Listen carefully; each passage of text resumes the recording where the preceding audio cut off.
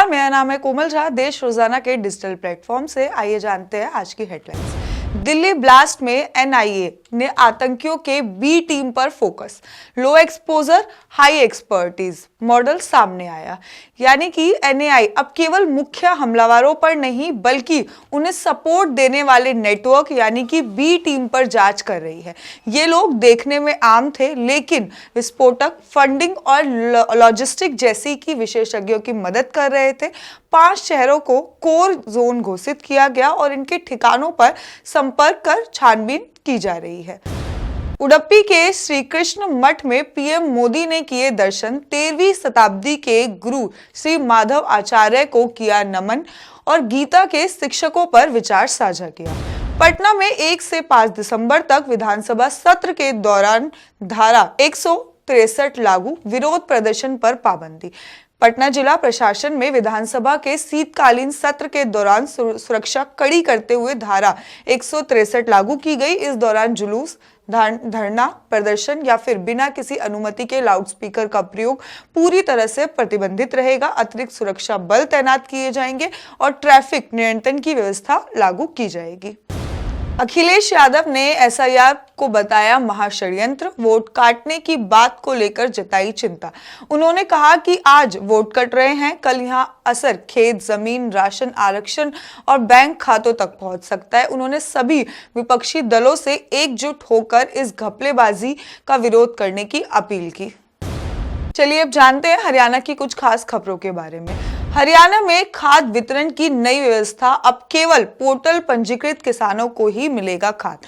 हरियाणा सरकार ने खाद के दुरुपयोग और ब्लैक मार्केट की बिक्री के कारण वितरण प्रक्रिया बदल दी है। अब केवल मेरी सफल मेरा ब्यौरा पोर्टल पर पंजीकृत किसानों को ही खाद मिलेगा। सभी पैक्स, सहकारी समिति और एजेंसियों को मशीन दी गई है और आधार कार्ड आधारित वितरण बंद कर दिया गया है। नियमों का उल्लंघन करने वालों के खिलाफ कानूनी कार्रवाई की जाएगी। मंत्री श्याम सिंह राणा ने कहा कि पोर्टल पर वेरीफाई होते ही किसान को फसल की भावांतर भरपाई और बीमा क्लेम का भुगतान भी किया जाएगा।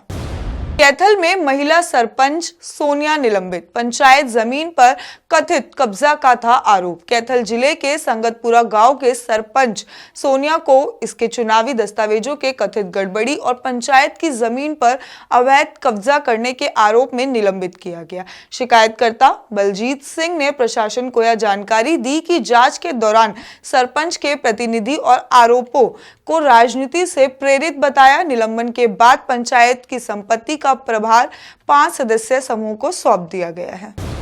सिरसा धमाका, आरोपियों ने 50,000 रुपए की थी धमाका डील। विस्फोटक पंजाब से लाए गए थे।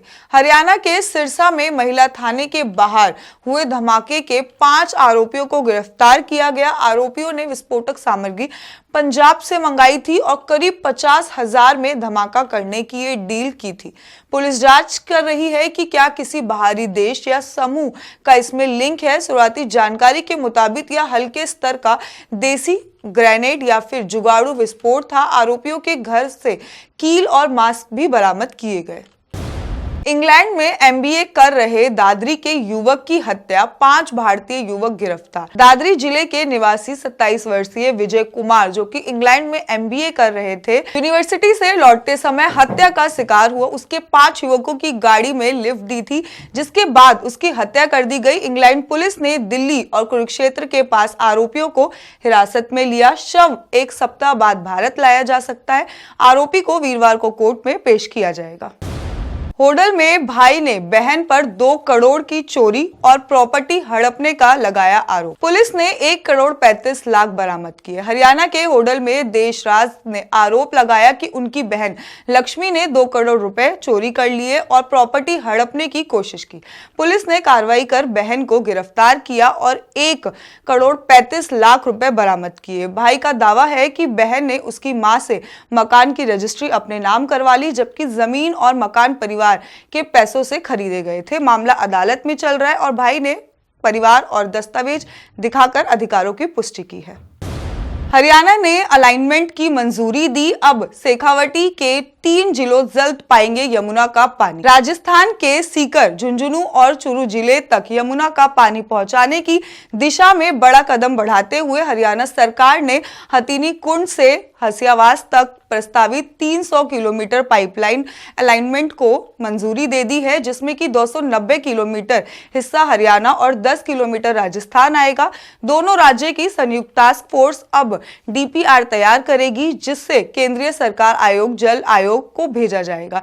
हिमाचल और उत्तराखंड में बन रहे 3 बांधों का पानी भी आगे चलकर राजस्थान को मिलेगा। कुरुक्षेत्र में पुलिस मुठभेड़, दुकानदार की हत्या के 3 आरोपी गिरफ्तार, 2 बदमाश गोली लगने से घायल। कुरुक्षेत्र के गांव के पास सीआईए के टीम और बाइक सवार 3 बदमाशों के बीच मुठभेड़ हुई।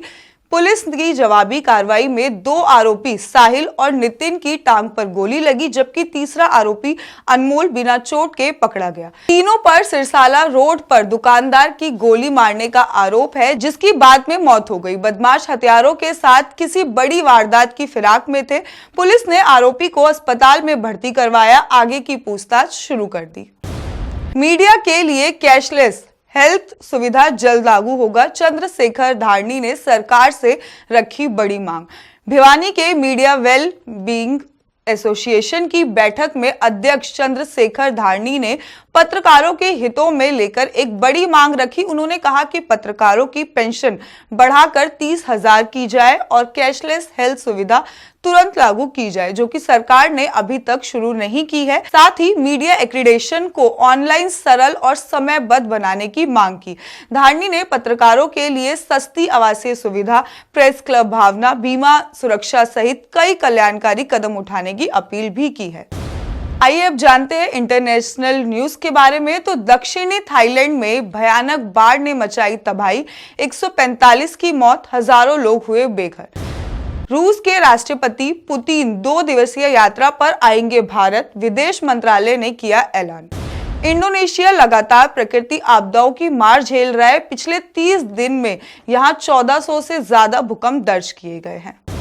आज के लिए इतना ही। बाकी के अपडेट्स के लिए देखते रहिए देश रोजाना। धन्यवाद। सब्सक्राइब करें देश रोजाना के YouTube चैनल को और नई वीडियो की नोटिफिकेशन पाने के लिए बेल आइकन जरूर दबाएं। अगर आप ये वीडियो Facebook या Instagram पर देख रहे हैं तो पेज को लाइक और फॉलो जरूर करें और ज्यादा से ज्यादा शेयर करें।